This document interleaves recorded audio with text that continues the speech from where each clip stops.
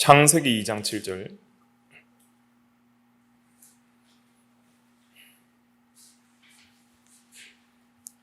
다 찾으셨으면 한 절만 같이 합독하시도록 하겠습니다. 합독하겠습니다. 시작. 여호와 하나님이 땅의 흙으로 사람을 지으시고 생기를 그 코에 불어 넣으시니 사람이 생명이 되니라. 아멘. 이 시간 개혁교회 교리 44번째 시간으로서 오늘 제목은 인간의 구성에 대해서 살펴보도록 하겠습니다. 사실은 인간론에 해당하는 부분이기도 합니다. 그런데 교리문답에서는 이제 창조의 영역에서 인간 창조의 영역에서 인간론을 다루고 있기 때문에 인간론을 창조의 영역에서도 살펴볼 수도 있는 것입니다. 특별히 우리 인간은 이제 영혼과 육체로 이렇게 구성이 되어 있습니다. 그래서 영혼과 육체에 대한 성경적인 고찰을 해볼 텐데, 그래서 우리의 몸과 영혼에 대해서 살펴보는 시간을 가지도록 하겠습니다. 오늘 읽은 창세기 2장 7절은 우리의 육체와 또 영혼이 어떻게 창조됐는지를 잘 설명하고 있습니다. 먼저 육체는 땅의 흙으로 창조되었습니다. 그리고 아담은 이 땅의 흙으로 창조되었고 하와는 어떻게 창조됐죠? 아담의 갈빗뼈를 통해서 몸을 만드시고 그 다음에 살을 채우시고 그래서 육체를 만드시고 또 영혼을 창조하셔서 이렇게 하와를 창조하시게 되는 것이죠. 여기서 이 첫사람 아담을 창조하는 것을 통해서 먼저 땅의 흙으로 몸을 만드신 것이 육체라고 할 수 있고 몸을 만드시고 그 다음에 사람을 지으시는데 생기를 그 코에 불어 넣으시니 사람이 생명이 되니라 그랬습니다. 그래서 생기는 이제 생명의 호흡, 생명의 숨이라는 뜻이라고 그랬죠. 그리고 생명은 네페시 하야, 즉 생명체 혹은 그 성경에 각주가 있으신 성경을 보면 생물, 히브리어로 생물이라고 되어 있습니다. 그 생물은 동물들에게도 적용되는 단어입니다. 창세기 1장에 보면은 20절에 보면 물들은 생물을 번성하게 하라 그랬고 또 이 생물에 대해서 24절에도 땅의 생물은 이렇게 그 짐승들과 또 이 동물들에 대해서 생물이라고 일컫는 단어들이 있습니다. 이 생물도 다 네페시 하야, 생명과 동일한 단어인데 동물들에게는 생물이라고 번역을 했고 특별히 똑같은 단어인 네페시아를 사람에게는 이제 생명이라고 이렇게 번역을 했습니다. 이것은 어떤 의미로 번역을 한 것이냐면 이 사람은 육체적인 생명만 가지고 있는 것이 아니라 또한 어떤 생명도 있다는 거예요? 영적인 생명도 있다는 거예요. 하나님께서 땅의 흙으로 이 사람의 몸을 창조하셨고 그런 육체적인 몸만을 창조하신 것이 아니라 하나님께서 직접 사랑의 대상자로서 생명의 호흡을 불어넣으셔서 하나님에 대하여 살아있는 영적 생명을 가진 존재로서 창조하신 거예요.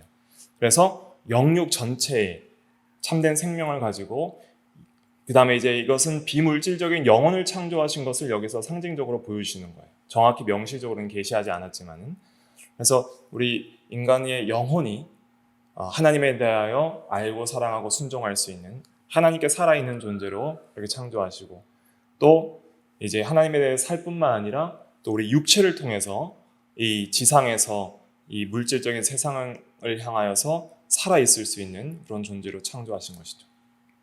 그래서 이 모든 피조물 가운데 이 보이는 세계와 보이지 않는 세계 두 곳에 다 그러한 참여하는 존재로 창조를 하시는 거예요. 그래서 영적인 세계에 참여할 수 있는 영혼과 영적 생명을 가진 존재, 마치 천사들과 같이 영적인 하나님과 영적인 세계에 참여할 수 있는 그런 영적 생명과 영혼을 가진 존재로 창조하셨고 또 마치 동물들과 같이 이 세상에서 육체적인 몸과 육체적인 생명을 가지고 이 세상에서 이 보이는 물질 세계를 누리면서 살 수 있는 그런 존재로 창조를 하신 것이죠. 그래서 인간 안에는 보이는 세계와 보이지 않는 세계, 또 영적인 세계와 물질적인 세계가 다 들어있고 그 영적인 세계와 물질 세계에 다 참여할 수 있는 존재로 창조하신 거예요. 그러니까 우리는 보이는 세계만이 다가 아니라는 것을 알아야 됩니다. 보이지 않는 하나님이 있고 보이지 않는 세계가 있고 보이지 않는 그 하나님에 대한 그 생명이 있는 존재가 인간이라는 것이죠. 그래서 이 영적 생명이 죽었다는 것은 이제 하나님에 대하여 죽었다는 것이잖아요. 그런데 영혼은 여전히 그대로 있는 거예요. 근데 이제 참되게 살아 있어야 할 대상을 잃어버렸을 뿐이죠. 그래서 하나님을 모르고 예수를 믿지 않는 모든 인간들도 영적인 존재예요. 영혼이 있어요. 그렇기 때문에 육체적인 것으로만은 절대 만족할 수 없다는 것을 깨달아야 됩니다.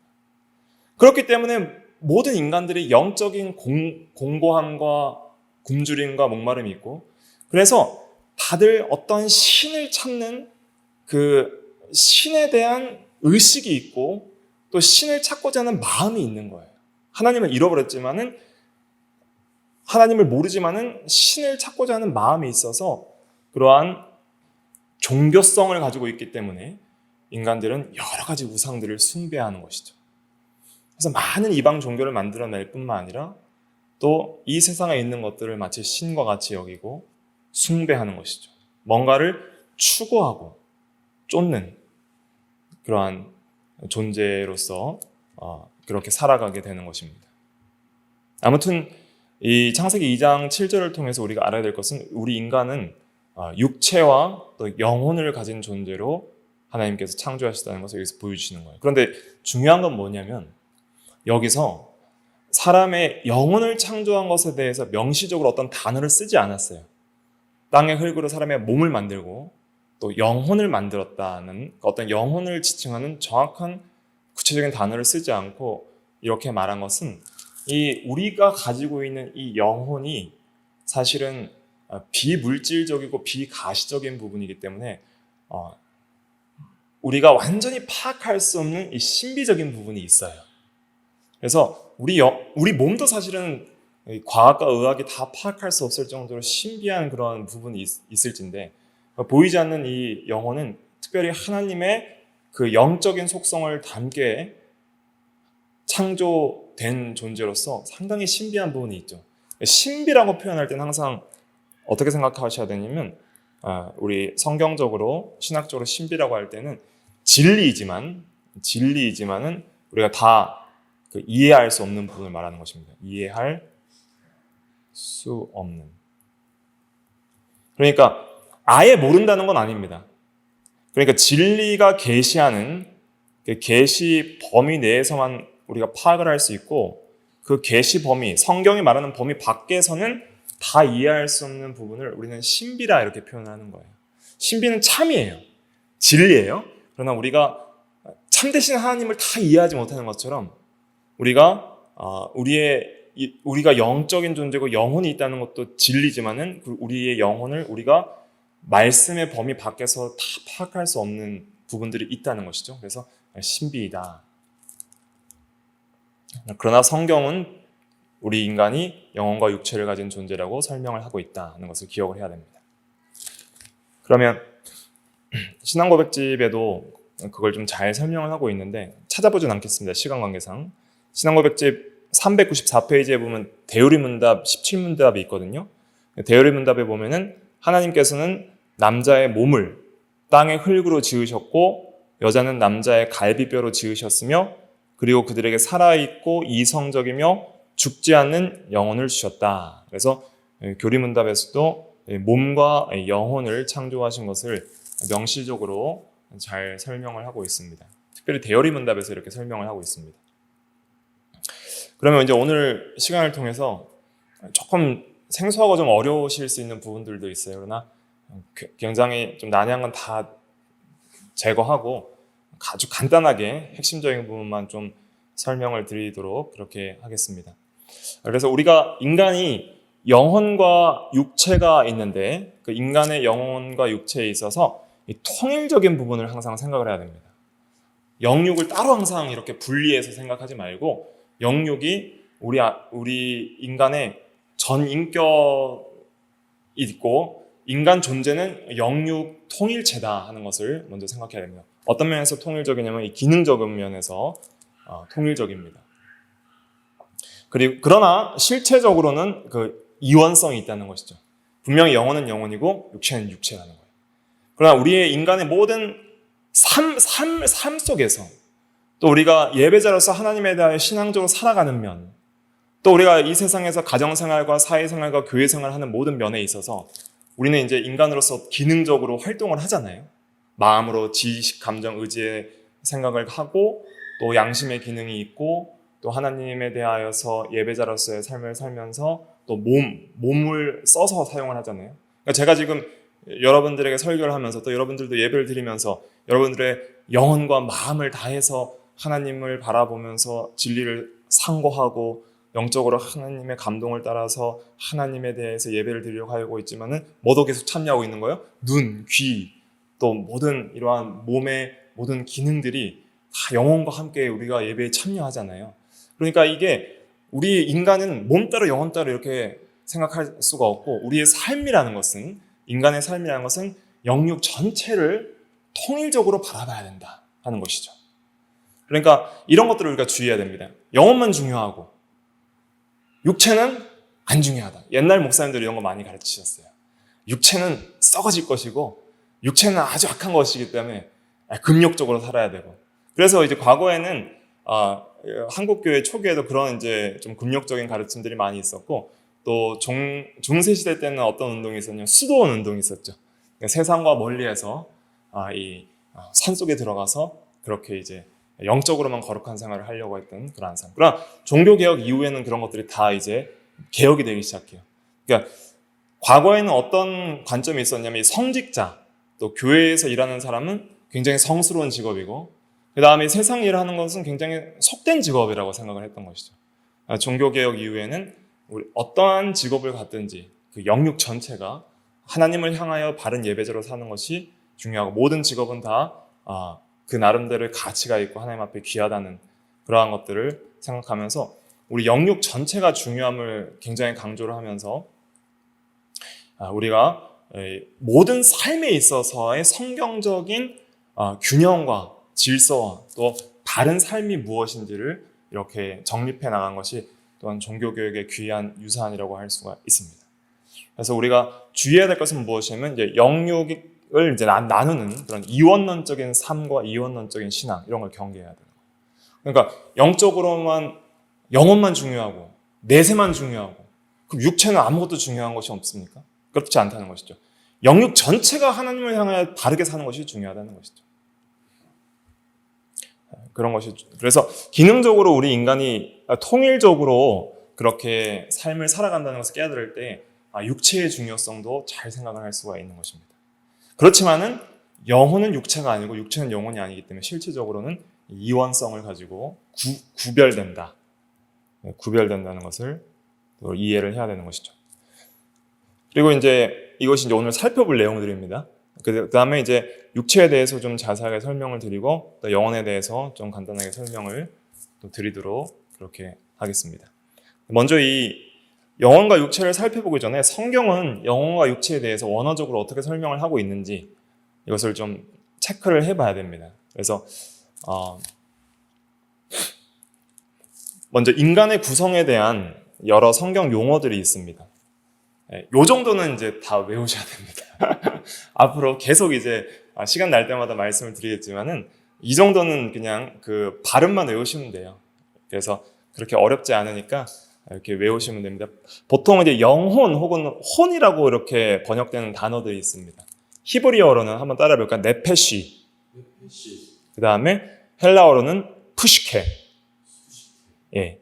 그래서 네페시나 푸시케 이러면은 이제 영혼 보통 이렇게 번역이 됩니다. 그런데 이 단어들이 꼭 영혼으로만 혼으로 번역이 되지 않고 여러 가지 다른 단어로도 성경에서는 번역이 돼요. 그러니까 한글은 여러 가지 단어인데 원어는 똑같아요. 네페시는 어떤 의미들이 있냐면 그냥 목숨이라는 의미도 있고 또 사람 전체를 가리키기도 하고 또 신명기 그 12장 20절에 보면은 이스라엘 백성들이 막 고기를 먹기를 원했잖아요. 그럴 때 이 고기를 먹고자 하는 마음, 그런 어떤 육체적 욕구도 네페시로 이렇게 표현이 되기도 합니다. 그리고 푸시케 같은 이 헬라어는 목숨이라는 의미도 있고 또 죽음 이후에 존재하는 그 영혼을 그렇게 가리키는 단어로 쓰이기도 합니다. 그러나 좀 주된 이제 영혼이라고 번역될 때 혼이라고 번역되는 단어는 네페시와 푸시케가 있다. 이렇게 먼저 기억을 하시면 되겠습니다. 그 다음에 이제 보통 영, 하나님의 영, 또 영이라고 할 때는 이제 히브리어로는 루아흐라고 하고 헬라어로는 푸뉴마라고 합니다. 그래서 그 창세기 1장 2절에 보면 하나님의 영은 수면 위에 운행하시니라 이런 말씀이 있잖아요. 그때 그 영이 이제 루아흐가 되고 또 우리가 신약 성경에서 영에 대해서 말할 때 보통 푸뉴마를 씁니다. 그래서 루아흐는 하나님의 영, 또 악한 영에 대해서도 쓰는 단어입니다. 그래서 영에 대한 영이라고 표현할 때에 히브리어는 루아흐가 있고 헬라어로는 푸뉴마가 있다. 이걸 기억을 하시면 되겠습니다. 한번 따라해 보실까요? 루아흐,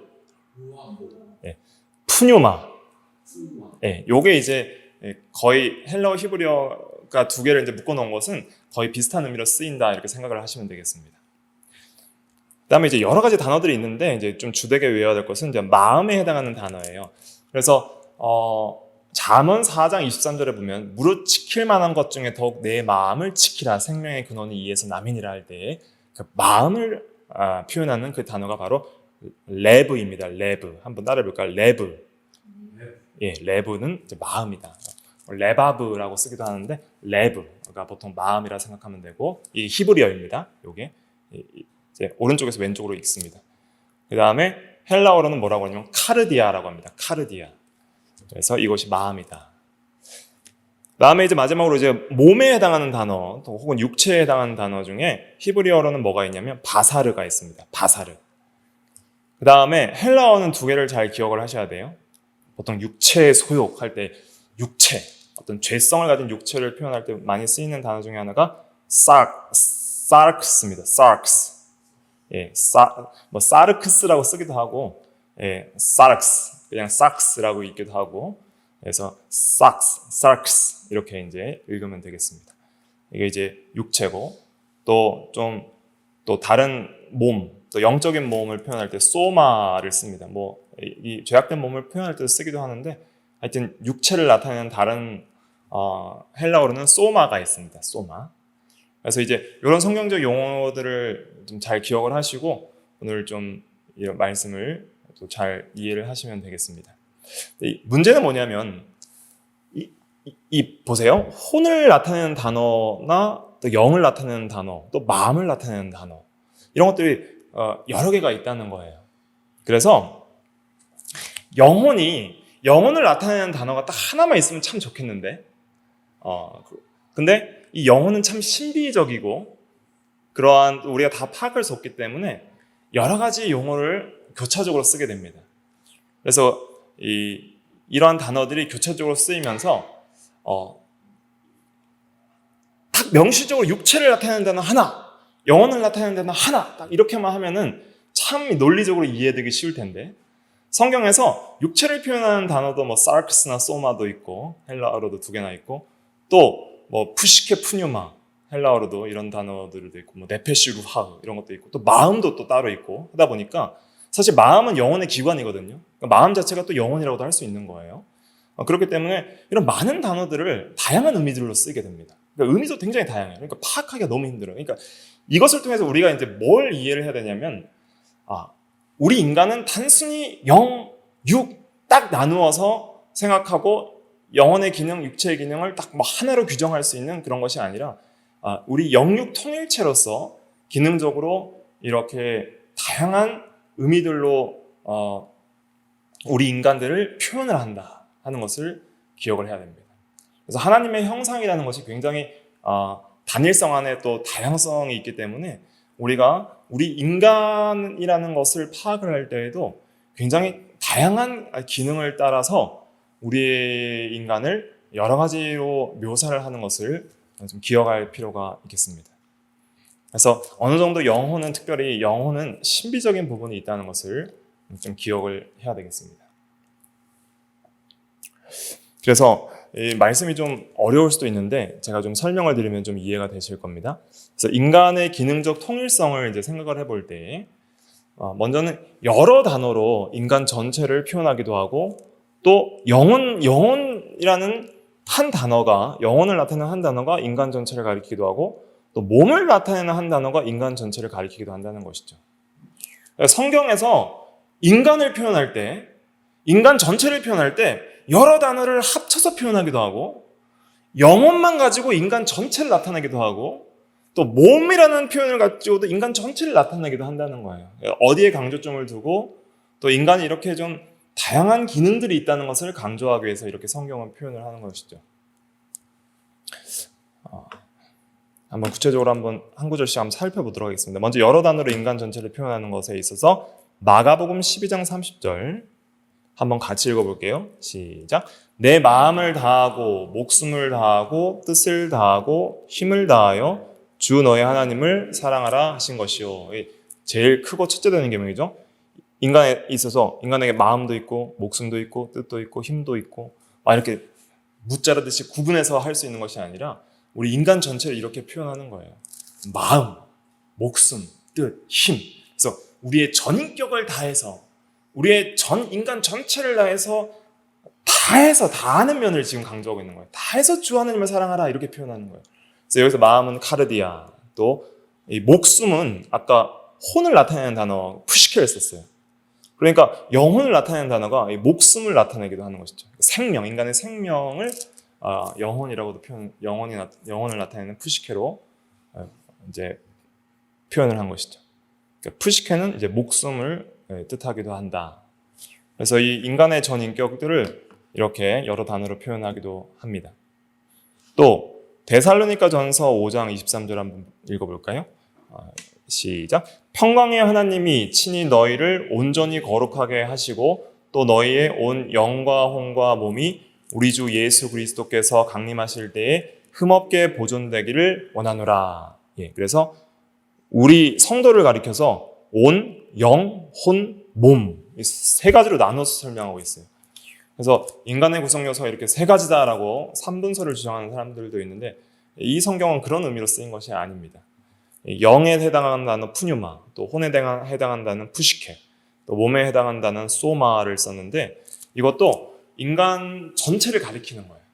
인간 전체를 영혼, 몸 이렇게 세 가지 단어를 통해서 영육 전체에 통일된 인간을 표현을 하는 거예요. 이렇게. 그래서 우리 인간 영육 전체가 마음을 다해서 거룩하게 그렇게 보존이 돼야 된다 하는 것을 이제 말씀을 하고 있는 것이죠. 또 고린도후서 7장 1절을 한번 볼게요. 고린도후서 7장 1절에 보면은 영육 전체를 이제 표현하고 있습니다. 한번 읽어볼게요. 시작. 그런즉 사랑하는 자들아 이 약속을 가진 우리는 하나님을 두려워하는 가운데서 거룩함을 온전히 이루어 육과 영의 온갖 더러운 것에서 자신을 깨끗하게 하자. 그래서 우리가 성화를 이루는 거룩한 삶은 단순히 영혼만 거룩하게 하는 것이냐? 물론 그렇죠. 영혼이 중심된 부분이 있죠. 우리 마음을 거룩하게 하고 영혼을 거룩하게 해서 영혼이 그리스도 형상을 닮아가야 되는 부분이 있죠. 그럼 육체는 전혀 참여를 하지 않습니까? 영혼의 거룩함은 육체와 같이 가는 거예요. 그러니까 육체의 온갖 행실들이 영혼의 반영이잖아요.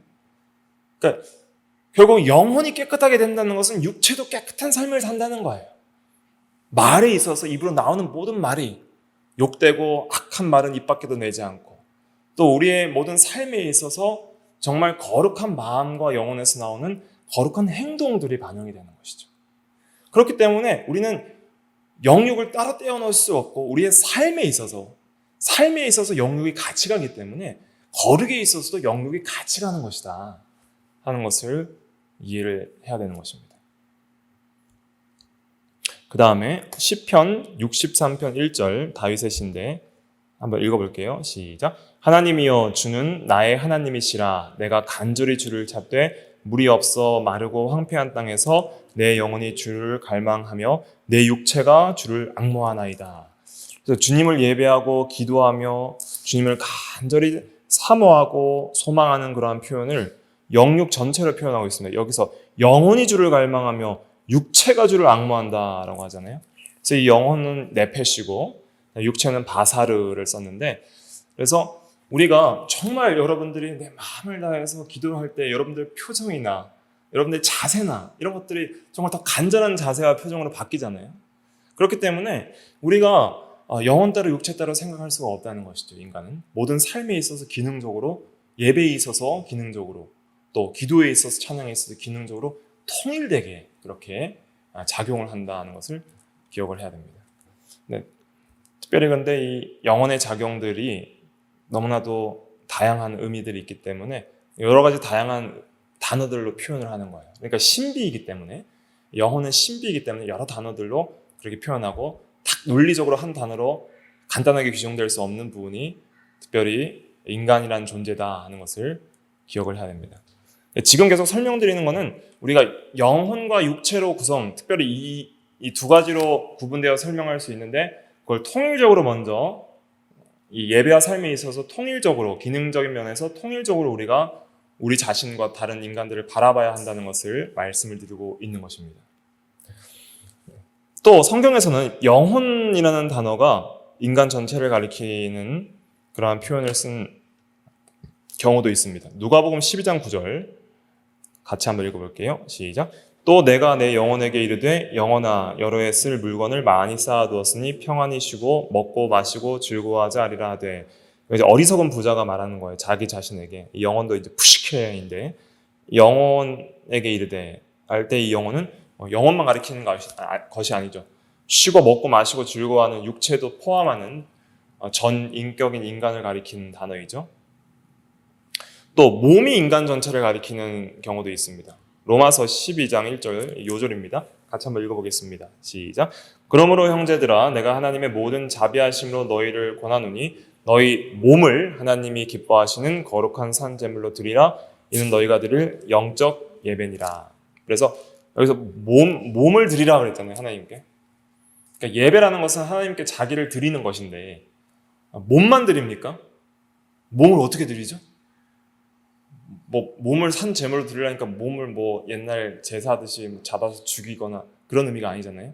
그러니까 여기서 몸을 드린다는 것은 이 살과 뼈가 있는 육체만을 드리라는 뜻이 아니라 우리 전 인격, 영육 전체의 전 인격을 하나님이 기뻐하시는 삶으로, 예배자의 삶, 또 말씀을 순종하는 자의 삶으로, 하나님을 향해 사는 삶으로 드리라는 것이죠. 자기를 위해 사는 것이 아니라 하나님을 위한 삶으로 사는 그러한 삶을 가리키는 것이죠. 영육 전체가.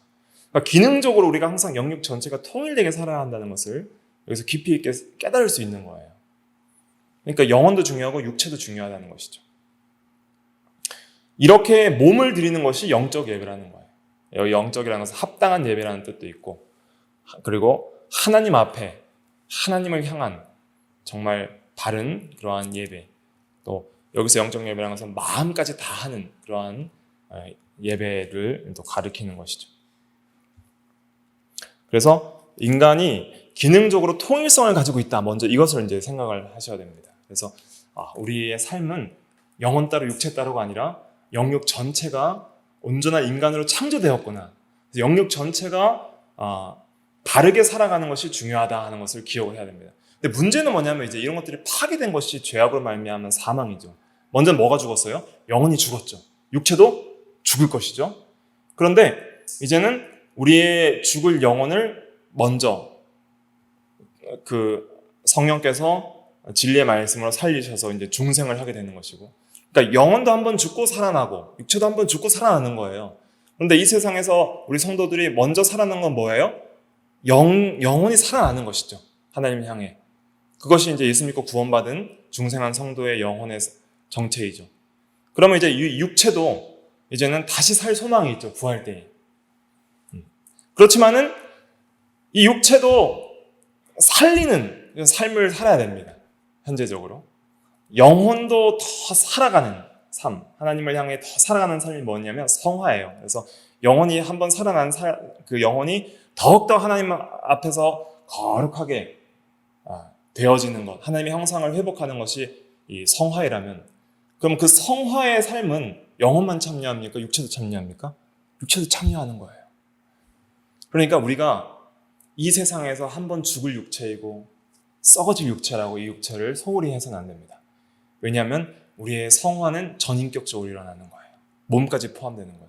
그럼 이 몸 자체가 뭐 물리적으로 거룩해지냐 그런 뜻이 아니라 우리의 몸의 행실과 몸의 삶을 통해서 모든 면이 거룩해져야 된다는 것이죠.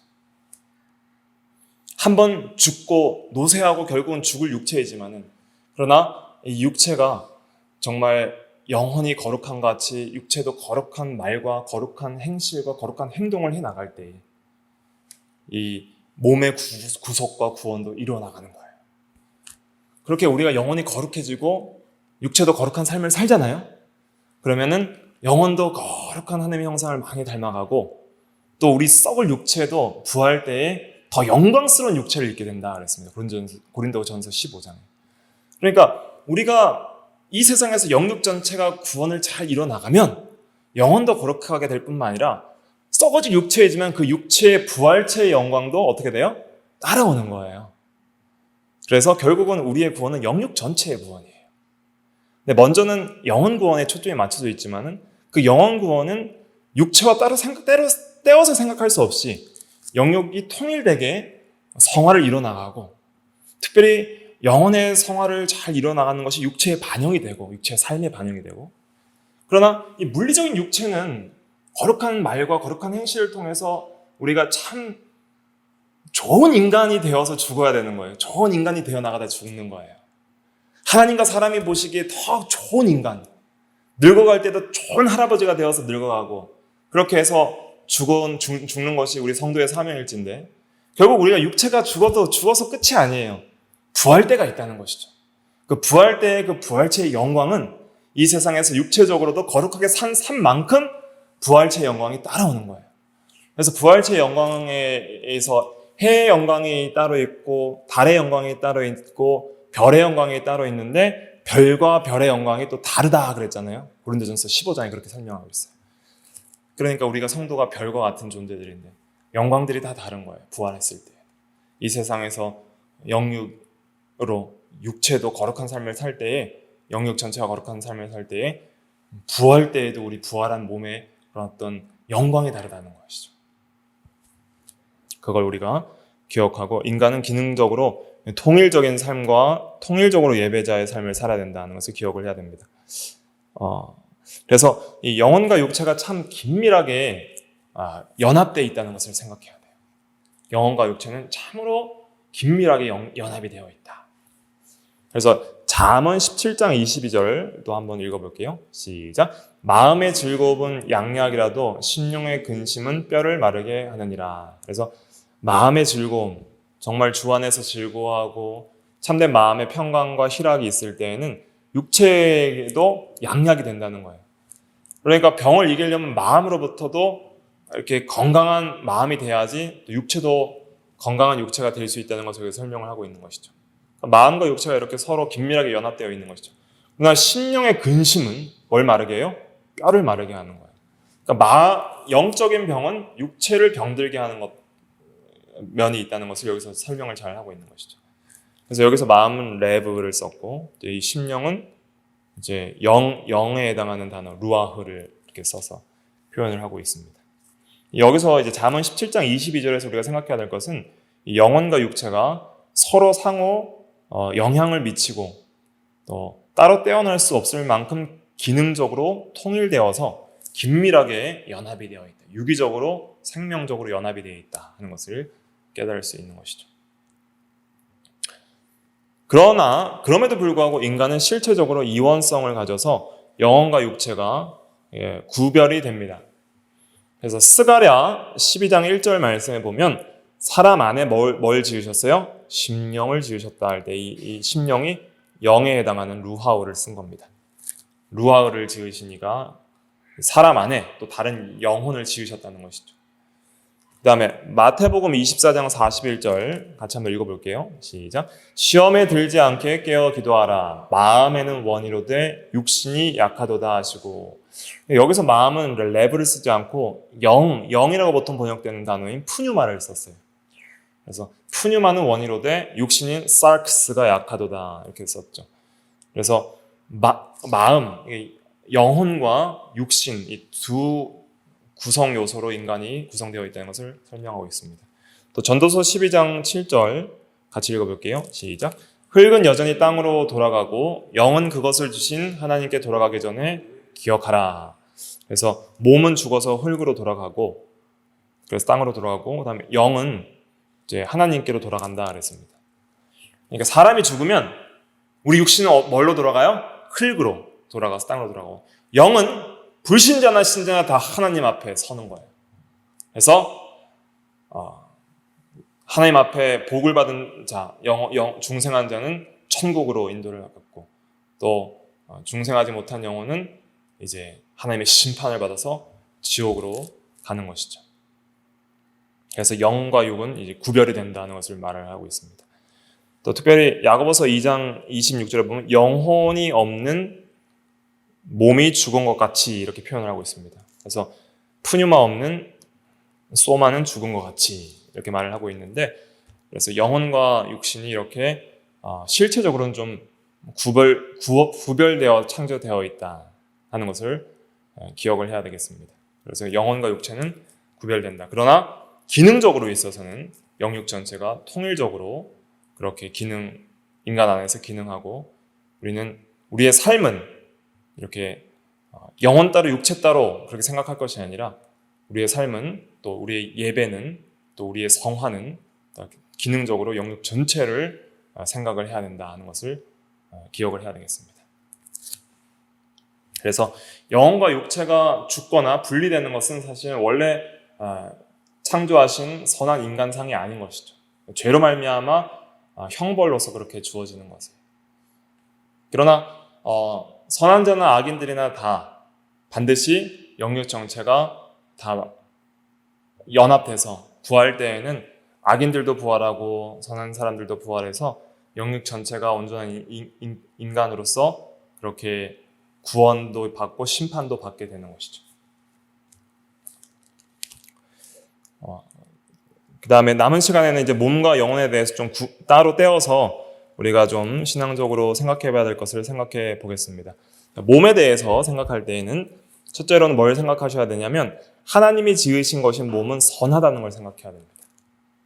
그래서 우리가 지금 가지고 있는 성도의 육체, 물론 썩고 쇠하고 한번 죽을 육체이지만, 육체가 처음 창조될 때 어떻게 창조되었어요? 선하게 창조되었습니다. 그리고 현재적으로도 이 물질적인 몸을 악하게 보시면 안 되는 거예요. 그러니까 잘못된 금욕주의를 우리가 경계해야 됩니다. 그 다음에 성화에 있어서 몸도 중요한 역할을 한다는 것이죠. 그리고 또 우리 몸이 왜 중요하냐? 부활을 소망하는 거예요. 어떤 부활을 소망해요? 몸의 부활을 소망하는 거예요. 그래서 우리가 사도신경을 고백할 때마다 뭘 믿는다고 고백해요? 몸이 다시 사는 것을 믿는다고 고백을 하는 것이죠. 몸의 부활. 그렇기 때문에 현재나 장래나 몸은 뭐예요? 중요하다. 이것을 생각해야 됩니다. 자, 하나님이 지으신 몸의 선함에 대해서 생각해 보겠습니다. 하나님의 초자연적인 행위로 우리의 몸이 흙으로부터 이렇게 몸이 되었습니다. 그리고 지으신 모든 것을 보시기에 심히 좋았더라 할 때에, 좋았더라는 것은 톱으로서 선이라는 단어라고 그랬죠. 그래서 우리의 몸은 선하게 지어진 것입니다. 그래서 우리 육체는 선하게 창조된 것이에요. 그래서 이 몸은 악하거나 영혼의 어떤 장애물이거나 영혼보다 못한 그런 존재가 아니라는 것을 기억을 해야 됩니다. 그러므로 몸의 본성적인 기능들은 다 선합니다. 자, 결혼의 성은 선한 것이에요. 그래서 하나님께서 남녀로 창조하시고 남녀가 결혼해서 합법적인 성관계를 통해서 생육하고 번성하라고 명령하셨잖아요, 하나님께서. 그러니까 성 자체, 또 성욕 자체도 굉장히 경건하고 선하고 거룩한 겁니다. 문제는 뭐예요? 자녀를 합법적으로 낳고 부부가 일부일처로서 이렇게 결혼 생활을 하는 것은 굉장히 거룩한 건데, 문제는 뭐냐면 타락 이후에 이것이 음란하게 바뀌었기 때문에 그것이 문제인 것이죠. 음욕이 문제고 음란이 문제인 것이죠. 남자와 여자가 바른 결혼을 통해서, 바른 성을 통해서 부부관계를 하고 자녀를 생산하는 것이 아니라, 여러 이 남자나 여자를 취하고 음란하게 간음을 저지르고 또 동성애를 하는 그런 악한 행위들, 그러한 것들이 이제 문제가 되는 것이죠. 그래서 몸의 본성적인 기능들인 어떤 성적인 것도, 또 성적인 욕구도 선한 것이고, 또 식욕이나 음식을 즐기는 것, 또 이 세상에 있어서 우리가 하나님께서 허락하신 범위 내에서, 말씀에 어긋나지 않는 범위 내에서 이 세상의 만물들을 우리가 즐기고 누리는 것, 이것도 선한 것입니다. 그래서 우리가 좋은 음식을 먹고, 또 때로는 우리가 잠시 휴식을 위해서 여행을 가거나 여가 생활을 하는 그것도 선한 거예요. 왜냐하면 하나님께서 이 세상을 창조하실 때 동산나무의 모든 실과를 창조하셨죠. 그리고 임의로 마음대로 먹으라고 하신 거예요. 그러니까 이 세상을 즐기고 누리게 하신 거예요. 하나님도 그것을 보기에 심히 좋게 보셨어요. 그렇기 때문에 그 음식이나 이 세상의 물질 세계의 것들을 우리가 또 돈을 바르게 사용하는 것들, 그런 것들이 악한 것이 아니라는 것이죠. 디모데전서 4장에 보면은 이렇게 악한 그런 교훈들이 있다 그랬습니다. 어떤 교훈이냐면 디모데전서 4장 1절부터 한번 3절까지 읽어볼게요. 시작. 그러나 성령이 밝히 말씀하시기를 후일에 어떤 사람들이 믿음에서 떠나 미혹하는 영과 귀신의 가르침을 따르라 하셨으니 자기 양심이 화인을 맞아서 외식함으로 거짓말하는 자들이라. 혼인을 금하고 어떤 음식물은 먹지 말라고 할 터이나 음식물은 하나님이 지으신 바니 믿는 자들과 진리를 아는 자들이 감사함으로 받을 것이니라. 그래서 이 귀신의 가르침, 악한 가르침이 뭐냐면 혼인을 금하고, 그러니까 그거 악한 거니까 절대 성생활하거나 결혼을 하지 말라. 금욕해라. 성적 욕구를 절제하라. 또 식욕, 이것도 악한 거니까 음식은 어떤 거는 먹지 말라. 어떤 안 좋은 음식은 먹고 좋은 음식은 먹지 말라. 어떤 음식인지 몰라도 그런 어떤 이 강력한 금욕주의를 말한 것이죠. 이것이 악한 가르침이라는 거예요.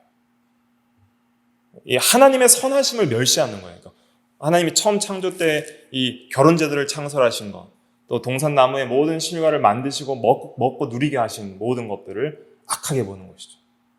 하나님이 선하다고 한 것을 악하게 가르치는 이 귀신의 가르침. 그러나 실제적으로 이렇게 금욕하는 사람들이 거룩한 삶을 살까요? 그렇지 않다는 거예요. 오히려 하나님에 대하여 더 온 마음과 행실로 외식한 생활을 하는 것이죠. 중요한 건 음식물을 어떻게 사용해야 되냐면 하나님이 지으신 바니 믿는 자들과 진리는 아는 자들이 뭐함으로 받을 것이라 그랬어요? 감사함으로 받을 것이라. 그래서 우리 이 세상에서 항상 모든 물질 세계를 사용할 때 하나님 앞에 합당하게 또 감사함으로 하나님께 영광을 돌리면서 사용하는 방식으로 사용해야지 그것이 믿음으로 하는 것이다 하는 것을 깨닫게 되는 것이죠. 그래서 하나님께서 지으신 모든 것이 선함에 감사함으로 받으면 버릴 것이 없나니 말씀과 기도로 거룩하여짐이라. 말씀에 합당하게 쓰고 또 기도로서 감사하며 또 하나님과 교통하는 데 유익한 도구로서 쓰며 그렇게 살아가면 그것이 바른 이 예배자의 삶이라는 것을 말씀하고 있는 것이죠. 그래서 성과 음식도 귀하고 선한 것이고 또 건강을 위한 운동도 귀한 것입니다. 그래서 여러분들이 건강하려면 운동도 적당히 규칙적으로 하시는 것이 중요합니다. 그래서 이 마음과 육신이 연결이 되어 있기 때문에 우리가 마음의 여러 가지 이 어떤 고통들은 육신이 운동을 하지 않음으로써 오는 그런 또 고통들이 있습니다. 그래서 디모데전서 4장 8절에 뭐라고 얘기하고 있냐면 같이 한번 읽어볼게요. 시작. 육체의 연단은 약간의 유익이 있으나 경건은 범사에 유익하니 금생과 내생에 약속이 있느니라. 그래서 육체의 연단은 약간의 유익이 있다는 것을 보니까 별로 유익이 없어 보이잖아요. 그렇지 않습니다. 경건, 그러니까 영적인 훈련에 비해서 상대적으로 약하다는 것이지 육체의 연단은 굉장히 유익이 있기 때문에 바울이 이렇게 말을 하는 것입니다. 그래서 우리가 부지런하고 게으르지 않아야 됩니다. 그런데 영적으로 부지런하고 게으르지 않는 삶은 뭐냐면 기도에 열심을 하고 또 예배에 열심을 하고 또 말씀을 읽고 또 배우는데 열심히 있는 삶. 영적으로 게으르지 않는 삶이죠. 육체적으로도 게으르지 않아야 되는 것입니다. 육체적으로 우리가 해야 할 일들을 잘 하고 또 내가 맡은 일들을 가정과 사회와 교회에서 잘 할 뿐만 아니라 또 뭐도 잘해야 되냐면은 운동도 잘 해야 되는 거예요. 그래서 육체 연단, 이 연습이라고 표현할 수 있습니다. 육체 연습인데, 그러나 경건도 연습이라는 거예요, 여기서. 그래서 경건의 연습도 참으로 유익한데 육체 연습도 유익이 있다는 것이죠. 그래서 건강을 위한 운동을 잘 하지 않으면 육체적으로 금방 쇠약해지고 금방 병이 들고 금방 죽습니다. 그렇기 때문에 이 경건한, 물론 이제 모든 사람의 생명은 하나님께 달려 있지만은 우리의 모든 삶의 어떠한 질서와 또 이렇게 육체의 훈련과 영혼 경건의 훈련을 통해서 하나님께서 모든 것을 다 섭리하시는 거예요. 그런데 그 귀한 신앙의 인물들 중에 말씀과 기도만 전념하시고 운동을 좀 소홀히 하셨던 분들은 일찍 병들고 죽으셨어요. 그렇기 때문에 우리의 육체의 건강을 하나님께서 다 책임지시지만 우리가 건강 관리를 잘하는 것도 또 지혜입니다. 건강 관리를 잘하는 것도 그것도 말씀을 잘 순종하는 부분의 하나예요. 왜냐하면 이 몸은 누가 주셨어요? 하나님이 주셨어요. 몸을 잘 아끼고 다스리는 것도 그것도 하나님께 감사하는 삶으로 살아가는 거예요. 내가 할 수 있는 범위 내에서 내가 하고 싶어도 어떻게 할 수 없는 그러한 상황도 있을 수 있습니다. 갑자기 어떤 불치의 병이 걸린다든지 또 환경이 건강을 챙길 수 없는 환경 때문에 부득이하게 건강이 약해진다든지 그러면 어쩔 수는 없지만은 그러나 내가 충분히 건강을 챙겨야 할 그러한 여건들을 다 주셨음에도 불구하고 내가 게을러서 운동을 안 하고 내가 게을러서 바른 음식을 먹지 않고 또 규칙적인 운동을 하지 않아서 건강을 해치는 것은 그건 나의 책임에 있는 것이죠.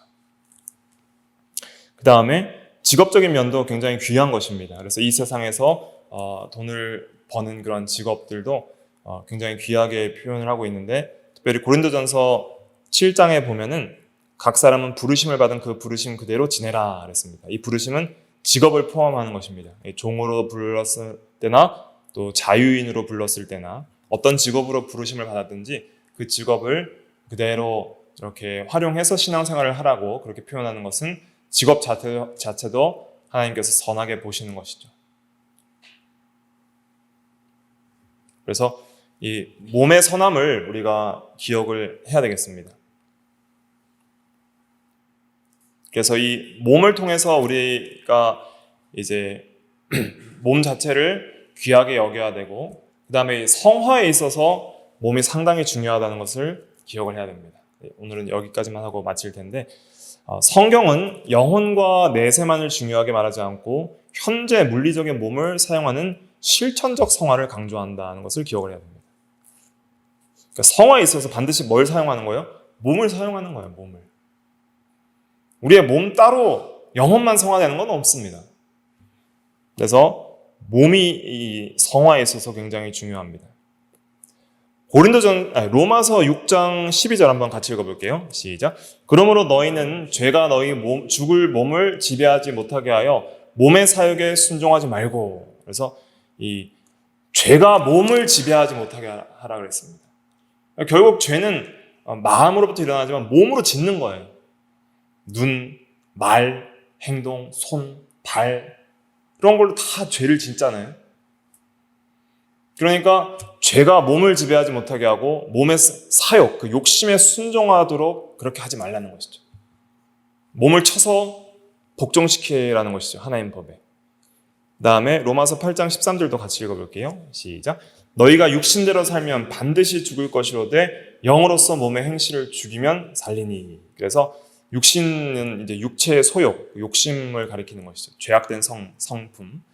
죄악된 성품대로 내가 몸이 살면 반드시 죽을 것이로되 사망의 삶을 산다는 것이죠. 그러한 삶은 다 헛되고 심판을 받을 삶이라는 뜻입니다. 그러나 영으로서 또 새 마음과 새 사람으로서 또 성령을 따라서 진리를 따라서 몸의 행실을 죽이면 그 죄악된 그런 행실들을 죽여나가면은 참된 영적인 생명의 삶을 살게 된다는 것을 말하고 있는 것입니다. 그래서 반드시 성화에 있어서 몸도 같이 참여를 한다는 것을 기억을 해야 됩니다. 또 아까 살펴봤지만은 몸은 삶 전체에서 예배를 위해 하나님께 구별되어 드려져야 됩니다. 로마서 12장 1절. 너희 몸을 하나님께 거룩한 산 제물로 드리라 그랬잖아요.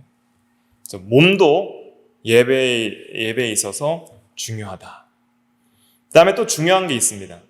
뭐가 중요하면 이걸 또 잘 기억을 하셔야 되는데, 우리가 예수 그리스도를 믿으면은 성령을 통해서 그리스도와 연합이 됩니다. 자, 그리스도와 우리가 연합이 될 때 영혼만 연합되나요? 몸도 같이 연합이 되나요? 우리 영육 전체가 그리스도와 연합이 됩니다. 뭘로 연합이 되냐면 성령으로 연합이 됩니다. 이 말씀이 조금 어려우시더라도 꼭 기억을 하셔야 됩니다. 우리의 영, 육 전체가 성령으로 그리스도와 연합이 되는 것입니다. 이렇게 연합. 그래서 그리스도가 살아계시죠.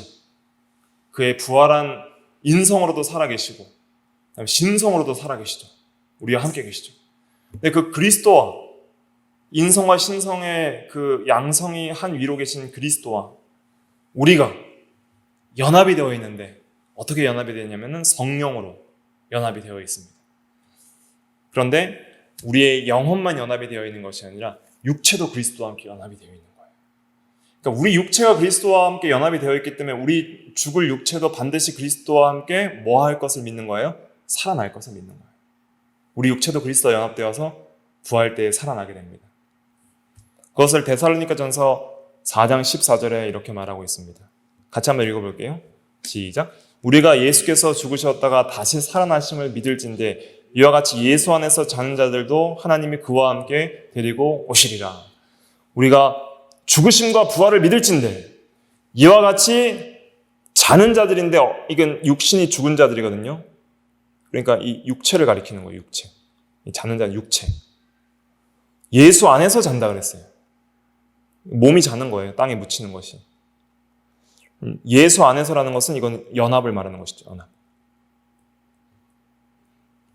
그래서 우리가 한번 육체가 죽죠. 그래서 저와 여러분들의 육체가 땅에 묻힐 것입니다. 뭐 화장을 하든 어떻게 하든 육체가 자게 될 것입니다. 근데 어디 안에서 잔다는 거예요? 예수 안에서 자는 거예요. 그러니까 우리 죽을 육체도 예수 안에서 죽어요. 그리고 재림 때에 하나님이 그리스도와 함께 다시 데리고 오시는 거예요. 그래서 웨스트민스터 소유리 문답 제37문답에는 성도가 죽을 때의 유익이 무엇입니까? 할 때 우리 육체도 여전히 그리스도와 함께 연합되어 부활 때까지 이제 땅에 이제 쉽니다. 이렇게 표현이 되어 있어요. 그래서 우리가 성도가 죽을 때도 소유리 문답 37문답에는 육체도 여전히 그리스도와 연합이 되어 있다. 이렇게 말을 하고 있습니다. 그리고 우리 몸은 또 하나님의 뭐라고 말을 하고 있어요? 하나님의 거룩한 성전입니다. 고린도전서 3장 16절에 보면 너희는 너희가 하나님의 성전인 것과 하나님의 성령이 너희 안에 계시는 것을 알지 못하느냐. 누구든지 하나님의 성전을 더럽히면 하나님이 그 사람을 멸하시리라. 하나님의 성전은 거룩하니 너희도 그러하니라. 물론 이 몸은 이제 특별히 여기서 고린도전서 6장 19절 한번 읽어볼게요. 6장 19절 시작. 너희 몸은 너희가 하나님께로부터 받은 바 너희 가운데 계신 성령의 전인 줄을 알지 못하느냐. 너희는 너희 자신의 것이 아니라. 몸을 구체적으로 성전이라고 말하고 있는데, 물론 이것은 영혼까지 포함하는 전인격을 말하는 것이죠. 영육 전체를 말하는데 몸을 그냥 영육 전체를 표현할 때 몸을 강조해서 말을 하고 있습니다. 그래서 우리 육체도 소중하다는 것이 하나님의 성령을 모신 성전인 것입니다. 그러니까 우리 육체를 함부로 다루거나 또 우리 육체의 삶을 함부로 살아서는 안 되는 것이죠. 값으로 산 것이 되었으니 그런즉 너희 몸으로 하나님께 영광을 돌리라. 이렇게 말을 하고 있습니다.